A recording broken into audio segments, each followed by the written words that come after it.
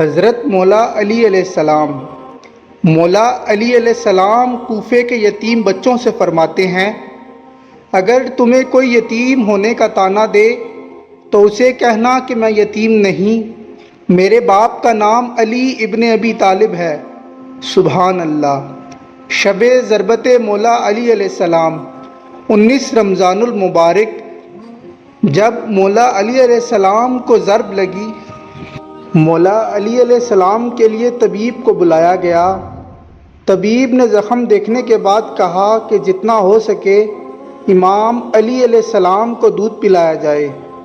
تاریخ میں ہے کہ جب یہ خبر کوفے میں پھیلی تو کوفہ کے ہر بچے کے ہاتھ میں دودھ کا پیالہ تھا جو مولا علی علیہ السلام کے دروازے پر کھڑے رہتے۔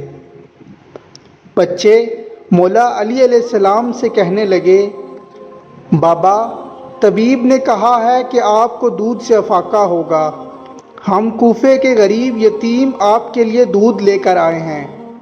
آپ ہی نے تو کہا تھا جب کوئی تم یتیموں سے تمہارے باپ کا پوچھے تو کہہ دینا تمہارا باپ علی ہے، خدا کے بعد آپ ہی تو ہمارا سہارا ہیں، ہم یتیموں کو پھر سے یتیم نہ کر جانا۔ سبحان اللہ۔